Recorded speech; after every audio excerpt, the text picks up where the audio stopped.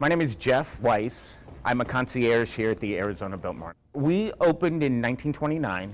There were the McCarthy brothers that owned a Dodge dealership here in town. They were from Chicago. And they had this dream of building up a desert oasis. Albert Chase MacArthur was an architectural student of Frank Lloyd Wright's. So when he was brought on by his brothers to build the property, he called Frank Lloyd Wright in as a consultant. So that's how we got our Frank Lloyd Wright inspired. We are the only Frank Lloyd Wright inspired hotel in the world. All the bricks, everything was done on property using local sand. There were 250,000 bricks that were built to open this place. Our history is so deep. Right when we opened, it was Prohibition. And we were 9.5 miles out of the middle of nowhere. So the guards were able to see when the raids were coming in. And there is an original spotlight at the very top of the building.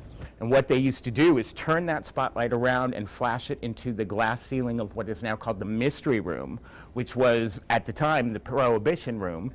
Once they would see the light, they'd turn all the cabinets around and go back. At that time, it was just a dark tunnel that took you into that room. You'll see, we have our Biltmore Sprites. We have 6 sprites that kind of oversee the property. And those were designed for a beer garden that Mr. Wright did in 1912 in Chicago called the Midway Gardens. And these sprites that were specifically designed for the project were thought to be lost. And in the early 70s, they were actually found in a barn in Iowa, I think, and they were donated to Taliesin West, who in turn turned around and donated them to us. So they're like our special pieces, our pride pieces. So I mean, there's so many little things here.